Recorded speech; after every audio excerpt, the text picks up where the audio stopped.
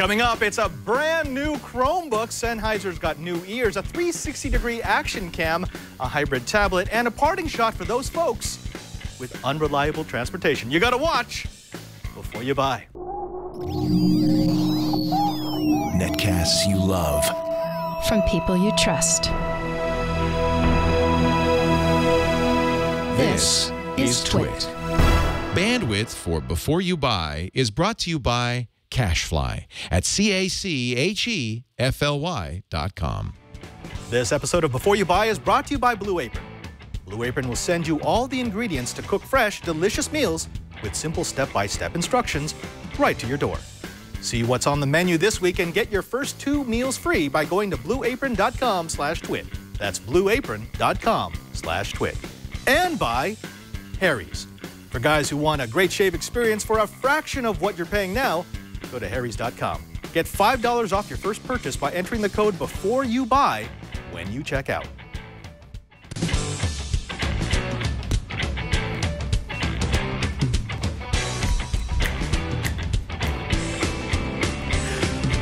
Welcome to Before You Buy. It's Twit's review show where we take all the little gadgets and gizmos that arrive here at the Brick House and we give them out to our hosts and our staff to see if they could give us some of the most honest reviews they can come up with. Now, we've got a special one for you. It's not a full review, it's a first look. That's right, Leo Laporte last week on air for This Week in Google ordered the newest Google Chromebook, the Pixel. And he wanted to see if maybe coming out of the box, it would change his world.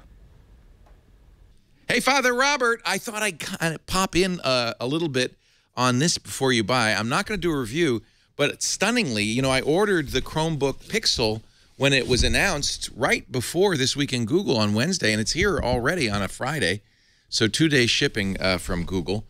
And this is the update. The Chromebook Pixel, which came out 2 years ago, was unmatched for excess. It was the most expensive Chromebook, easily at $1,300, all aluminum frame. It had a strange 3:2 aspect ratio, but a very high 2560 by 1700, I think it was 1700 resolution. So it's a great device. It's just ridiculously overpriced. In fact, Google even admits that about 85% of all Pixels are used by Googlers who got them for free. Nevertheless, those who love the Pixel, and I'm one of them, it's amazing. We're really excited to hear, Jeff Jarvis is a good example, that they've done a new one, the Pixel 2. So it came out, and I ordered it immediately. One thing that's different about the Pixel 2, Intel Broadwell chipset, so that should give it a lot better battery life.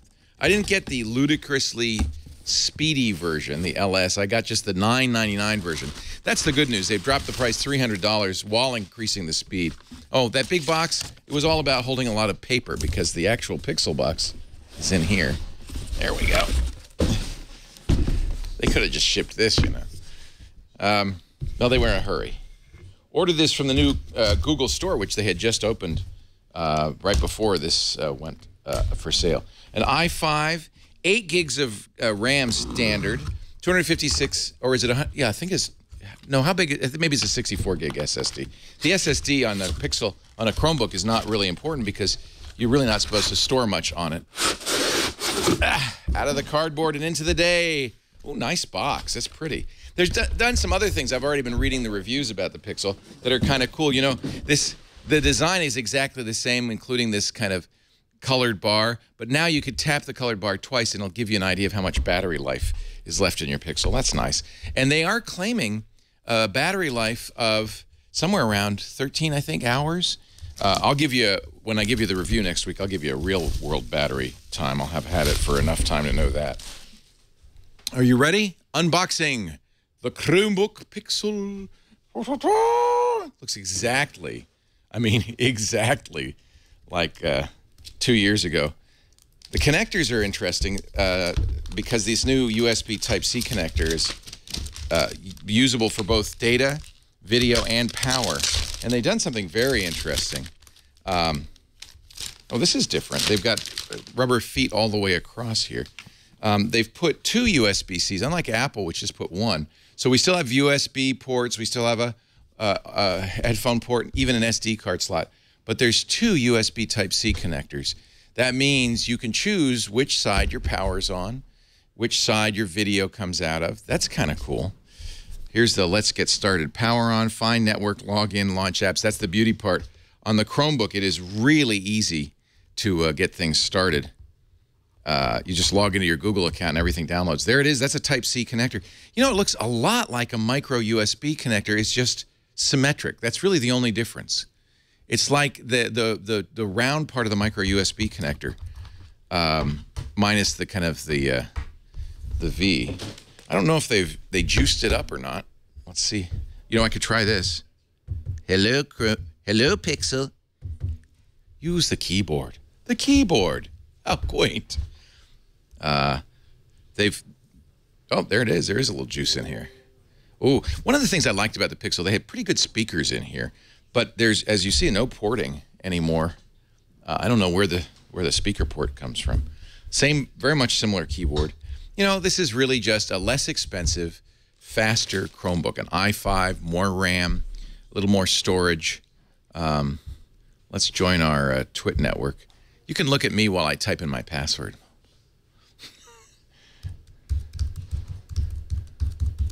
You know, one of the reasons I might want to continue, normally that'd be the end of the unboxing, but I want to sign in because I want to show you how fast the onboarding is for a Chromebook.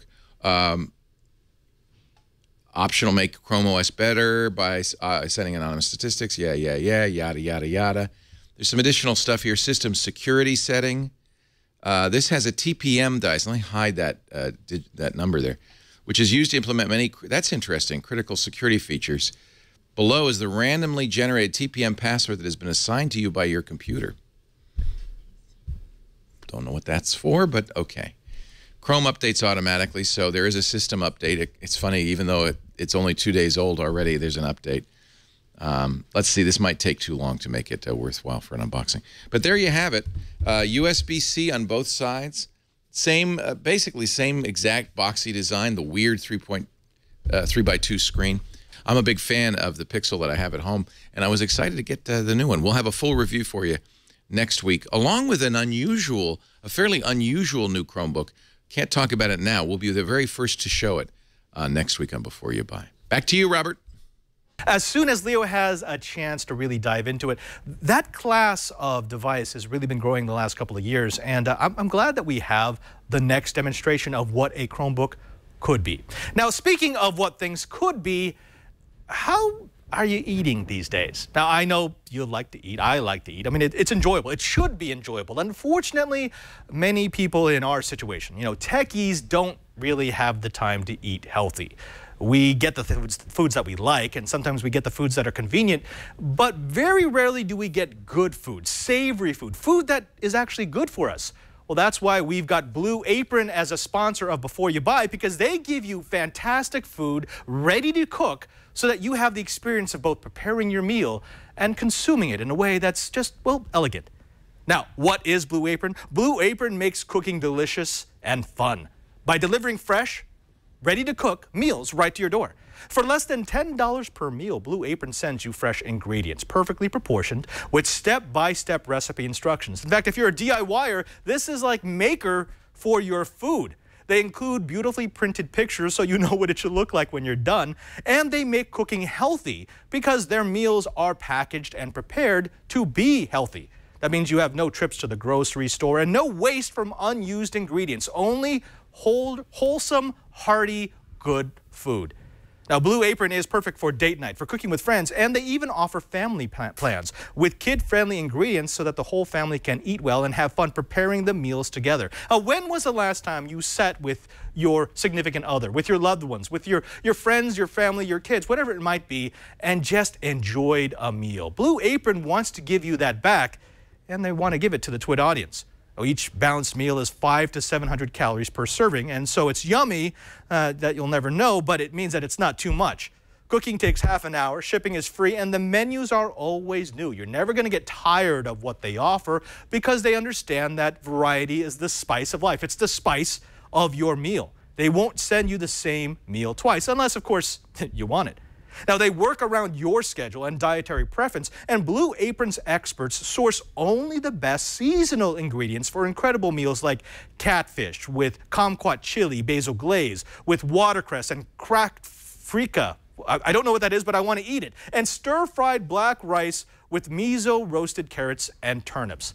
That's right, folks. Blue Apron is like Pandora for your food. It looks at what you eat, at what you like, and it suggests something to expand your palate. Really, does it get better than that? You'll cook incredible meals and be blown away by the quality and the freshness of the ingredients, and you'll never look at food the same way. So here's what we want you to do. We want you to expand your taste. We want you to try something that's good, that tastes good, that's healthy, that's an experience more than just consuming stuff. Blue Apron, it's a better way to cook. Check out this week's menu and get your first 2 meals free by going to blueapron.com/twit. That's blueapron.com/twit. That's right, 2 free meals just for going to blueapron.com/twit. And we thank Blue Apron for their support of Before You Buy. Now that I'm hungry and I want to go home and cook my next Blue Apron package, let's go ahead and take a look at an action camera for those people who want to miss nothing. This is Brian Burnett for Before You Buy, and today I'm taking a look at the VSN Mobile V360. This is a 360-degree recording device, not unsimilar from like a GoPro or something like that, made by VSN, who also makes smartphones, and it comes in at a price of $449. Taking a close look at the hardware, it's got a USB 3.0, micro SD card slot, an HDMI port out. It's also waterproof for 3 feet, up to 3 feet for 30 minutes. And considering VSN also makes smartphones, it comes with a Snapdragon 800 processor used to stitch the 6480 by 1080 resolution video together seamlessly. It also records at 30 frames per second. It can use up to a 128 micro SD card, and it runs Android 4.4. Not that you would ever know it, because there's no real way that you're going to interface with that. It does come equipped with Bluetooth and Wi-Fi to connect to your phone to change settings and things like that. It also comes equipped with a 2600 milliamp battery that will give you a little over 60 minutes of recording at full resolution, and it has 2 pinhole mics for stereo recording. It does feel a little hefty, coming in at half a pound, or those of you who don't use pounds, it's 226 grams. Inside the box, it comes with a carrying pouch, the battery, USB 3 cable, a silicone sleeve, which is kind of strange, but is used to protect the bottom half of the 360. And it has an adhesive dash mount and AAA batteries for the remote. Also, a couple of quick start guides that are not really that helpful. The lens is actually argon filled, so that helps prevent condensation inside the lens. There's a little LED indicator on the outside that blinks green when it's on and blinks red when it's recording, which was really hard to tell if it was recording when out and about on my motorcycle using it. It also kind of looks like a coffee grinder at first look. On top is a bubble level, and it's marketed as a rugged camera, but it does feel pretty delicate with its aluminum body and a giant plastic lens that goes around it. The lens does give you a 360 by 60 degree field of view, and it does do full panorama shots that come out pretty cool. On the camera itself, there aren't any buttons, which definitely became irksome when out trying to use this as an action cam and having to fiddle with the remote to get it to turn on or use your mobile device. As for software, it does come with an app for Android and iOS, and you use Wi-Fi or Bluetooth to connect to the camera, and this allows you to change some modes. There's burst mode, time-lapse, and surveillance, which will take a photo when something moves into the frame. The desktop software allows you to drag your files and drop in, and then it will automatically stitch the file together. Otherwise, if you were to just view the file, it does a kind of a stack on the front and the bottom view. This was handy and kind of cool to view around in, but if you're going to be editing these videos, just be aware they are stitched together in like this half and half pattern. And to fully test out this camera, I used my GoPro sticky mount and put it on my motorcycle, went for a ride out to Highway 1, and through trial and error, found out that the LED also indicates where the cutoff of the video is. So if you angle that at 90 degrees away from you, the front and the back will be set at, that's where the splitting point is. So not very intuitive, but that's how it works. Also, one thing to be mindful of when recording is that it will stop at 3.4 gigabytes. So you could be recording, and if you're not keeping track of it and not keeping a close eye on that LED, it could stop recording when you don't want it to. Also, another thing to be mindful of is it's pretty difficult to get open and close and get access to the battery, which you also have to open up to get access to the USB 3 port to transfer files, and it's just not an easy process to get the bottom off. And as for mounting in different places, I tried a few things, but they show in some of their promo videos attaching it to the top of your helmet, but it's just kind of unwieldy for that and a little heavy. And a GoPro is already a lot to strap to my helmet. I didn't really feel like trying this on the top of my head. The audio was okay. It doesn't handle wind noise very well, but just sitting still and in quiet situations, it sounded fine.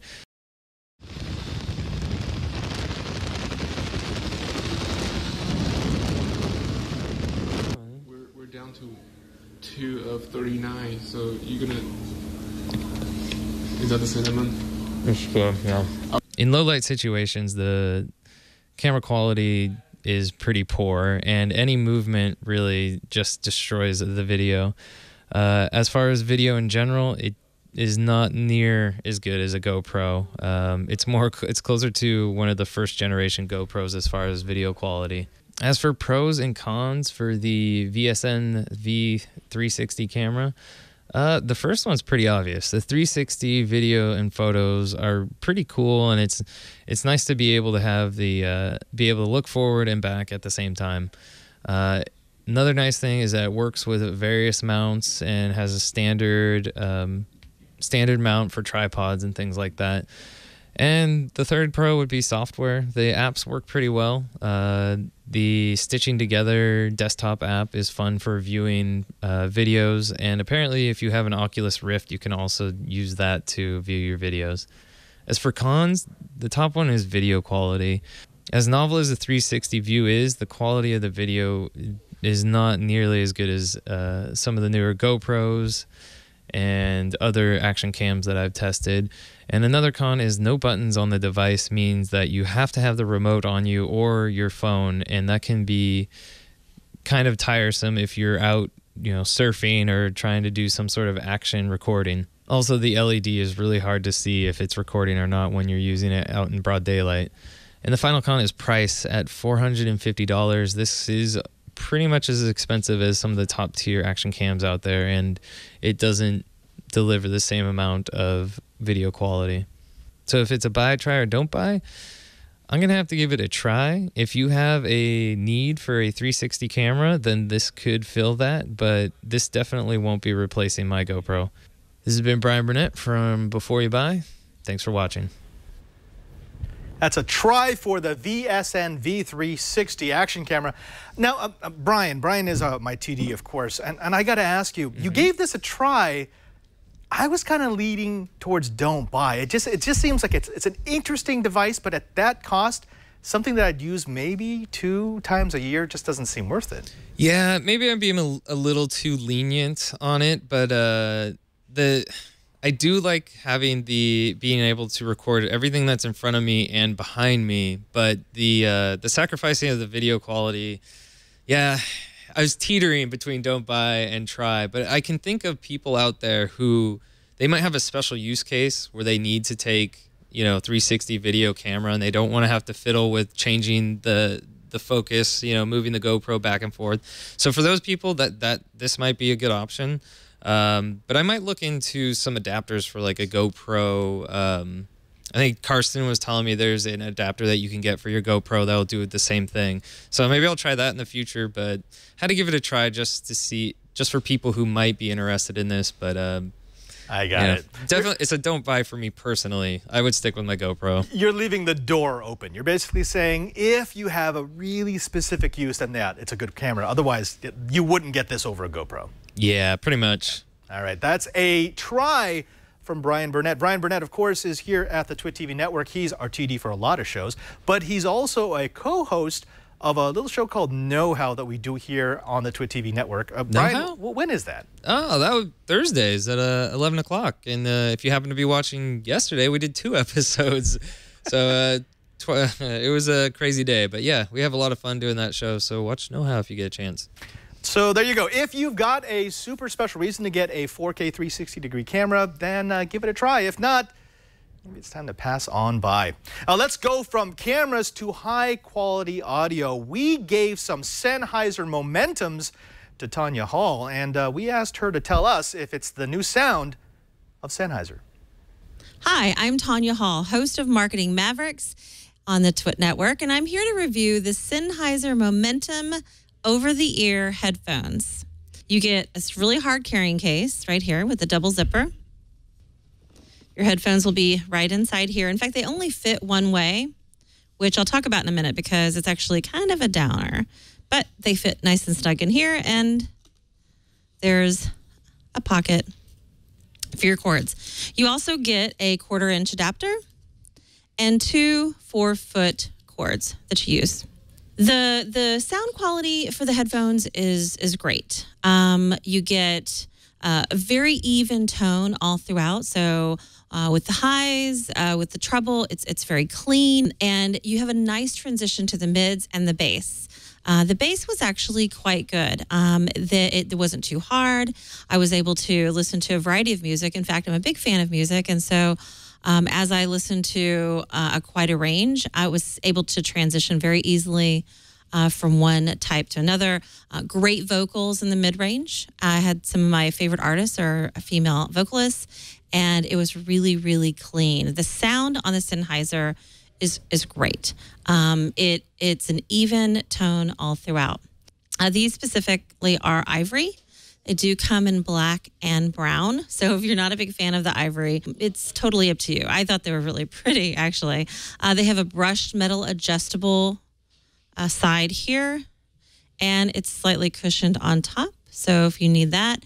And the ear pads themselves are leather and oblong and very, very cushiony. The over the ear is very small. So if you have really big ears, these might not actually fit over your ear. My ears are not really big, so they fit very precise over mine, and they were very comfortable.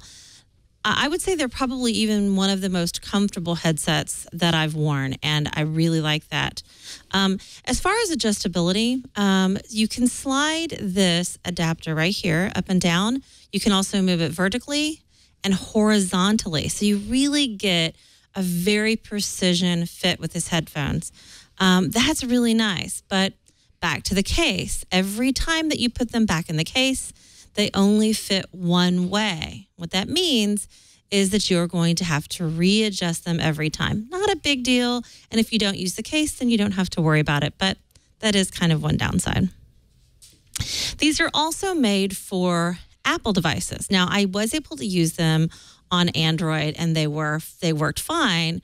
You don't have all of the controls with your control unit for your up, your down on volume and pause. But I was able to use them, and I was able to use them on my PC as well. So they do work. They are priced at $299, and you can find them on a variety of different sites. I'm going to list the pros and the cons. So the pros are the adjustability, the comfort, and the actual sound itself was very, very good and totally worth the money. The cons are the actual, the fact that you have to adjust them every time you take them out of the carrying case, and that they are specifically made for Apple devices. I just don't think those cons are that strong. In fact, these headphones are easily some of my favorite that I reviewed. They're incredibly comfortable, and the sound is great. In fact, they're so comfortable, I actually fell asleep in them a couple of times. That's pretty comfortable. I would say for buy, try, or don't buy, these are definitely a buy. I highly recommend them. So that, again, was the Sennheiser Momentum headphone review. I'm Tanya Hall, and until next time. Thanks to Tanya Hall, host of Marketing Mavericks here on the TWiT TV network. And she gave the Sennheiser Momentum a buy. If you're looking for a really nice set of over-the-ear headphones, maybe you're going to need some momentum. Now, when we come back, we're going to go ahead and take a look at a hybrid tablet. They were, again, all the rage at CES 2015. We want multifunction laptops, and we've got a doozy from Acer. But before we do that, let's go ahead and take a break because we got to talk about something important. Hey, Brian, you still back there? I'm still over here. Because, you know, I'm not a big fan of shaving. No, neither am I. Well, yeah, you can see that. It's probably more of a problem for you, but it can be painful if you're using dull blades. And, you know, something that's a personal pet peeve of mine is when I go into a supermarket and I'm trying to get some blades and they've got them locked away like it's Fort Knox. I know. It makes me feel like I'm a criminal or something. You know, am I going to try and... I just want to shave. I'm not going to take these. Hey, I'm not making meth out of these blades. This is not Breaking Bad. These are not made out of gold. But if you want a high-quality shave, sometimes you just got to go through that hassle. Unless, of course, you subscribe to Harry's. Now, Harry's is the place to go if you want a good shave. If you don't care about shaving, yeah, go to the supermarket. If you want a painful shave, sure, just go down to the corner store. But if you want a luxurious shave, that's what Harry's is all about. Now, this company gives us high-quality razors at about half the price of those big brand blades. Now, they make their own razors. They don't just repackage someone else's product. They've got a factory in Germany to turn out these blades from high-quality steel. Now, they engineer them for sharpness and for high performance, and they ship them for free to your front door. No more going out those late nights or on the weekend when you realize that your blade is starting to scrape off half your face. No, you just get a new set when you need them. And because they make and ship their own blades, Harry's is a more efficient company, which means that they can give us factory direct pricing. Now, Harry guarantees your satisfaction. In each kit, you get a razor with a handle that looks and feels great, 3 razor blades, and foaming shave gel. In fact, a while back, I took a chance and I tried Harry's. I went into my lab, my studio, and I filmed myself enjoying what a luxurious shave looks like versus those disposable Bic razors. And what I found was it really does make a difference. It sounds like any blade should do, but when you get premium ingredients and premium gel and blades that are sharp and engineered to be sharp, and let's be honest, when you get a razor that looks like they took more than 5 seconds to make it, it turns it from an ordeal into an experience, and that's what Harry's is all about.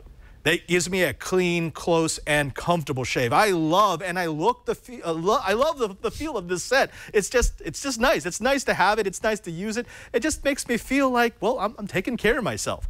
Now, I also love the price. Harry's costs half as much as the razors at the store from Gillette or from any of the other manufacturers. And yeah, it will help you get rid of that little unibrow. They also have a new aftershave moisturizer that protects and hydrates my skin, which means, well, I'm not going to have to worry about drying up after I'm done with my shave. Now, here's what we want you to do. We want you to go to harrys.com and get $5 off your first purchase with code BEFOREYOUBUY. That's Harrys, HARRYS.com, and enter the code BEFOREYOUBUY at checkout. We thank Harrys for their support of Before You Buy. Get a close shave. Get a shave that's right. That's Harrys.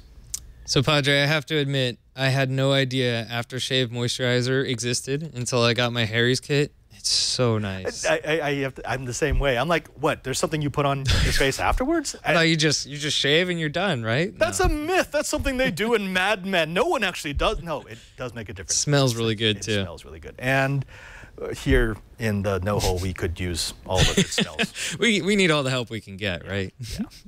Speaking of getting all the help that we can get, hey, Brian, I actually took a look at a product from Acer last year called the Switch 10. It was a hybrid tablet. Well, they sent me the new version, and here I'm taking a look.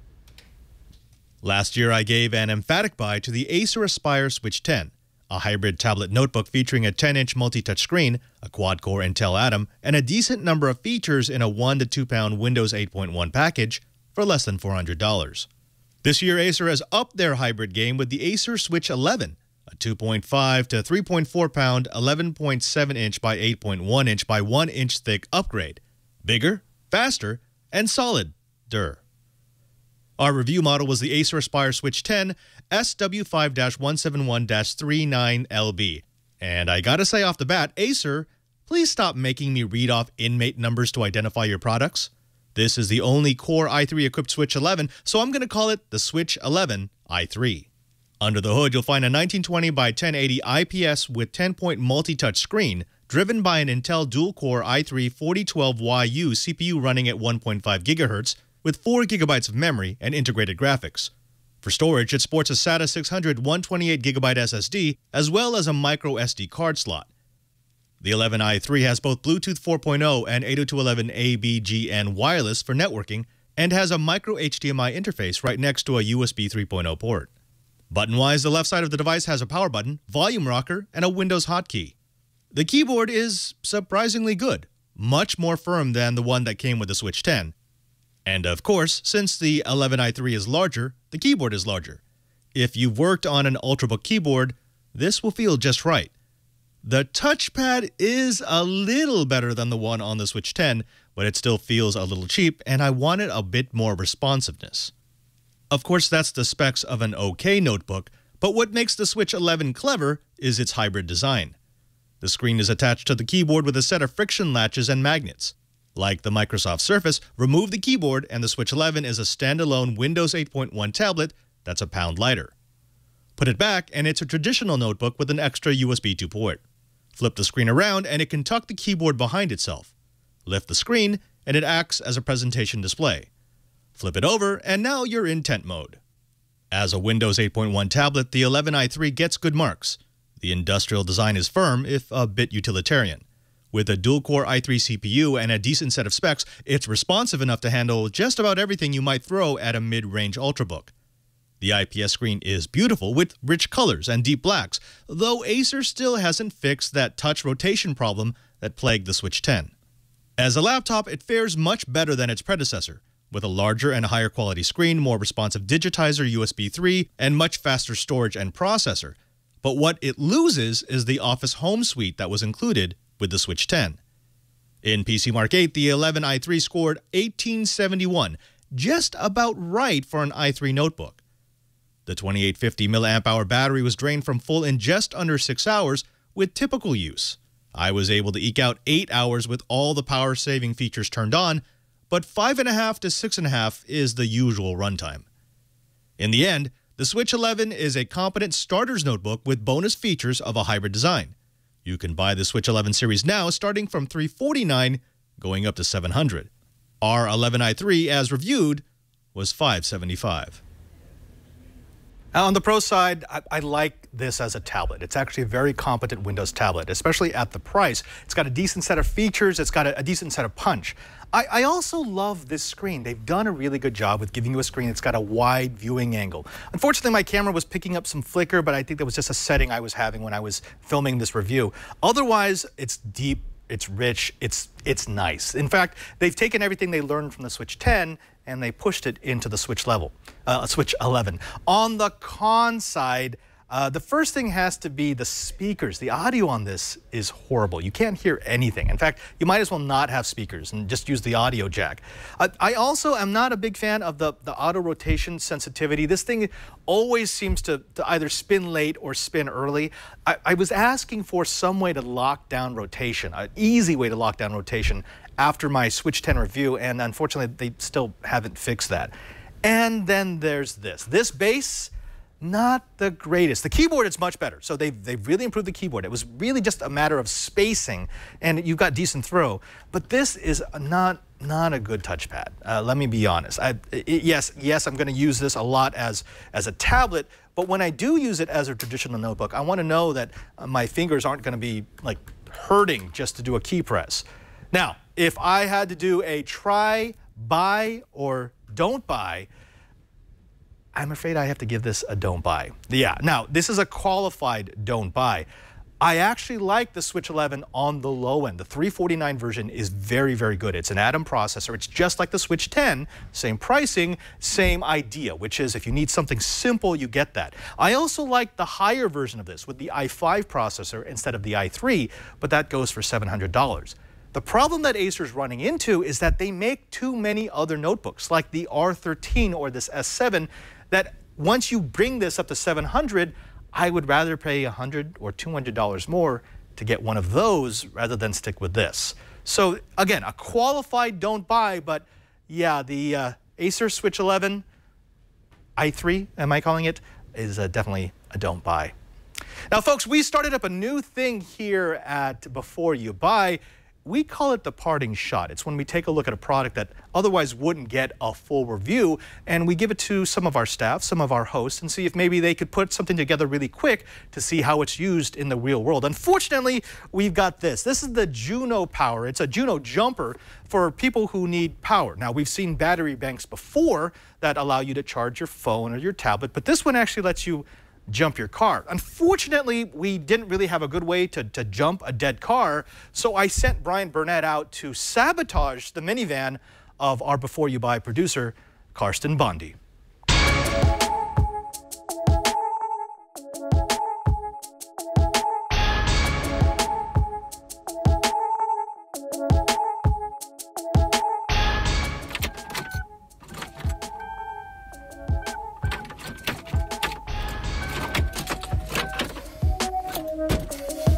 I think in the 10 years I've owned this van, I've killed my battery maybe 25, 50 times. So I got this, which looks like maybe a slightly oversized charger for a phone from Juno Power, but apparently hook up jumper cables to it, it'll start my car. So I'm gonna see if that actually works.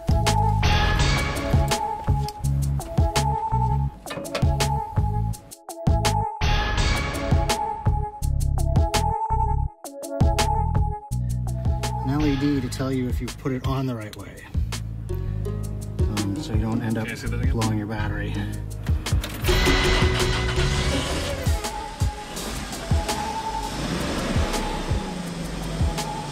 I used to carry around a big battery charger that if my battery got really dead, it wouldn't even work because minivan batteries are a little bit bigger and harder to charge. But that little tiny thing charged it. So let's see, it's the Juno jumper from Juno Power.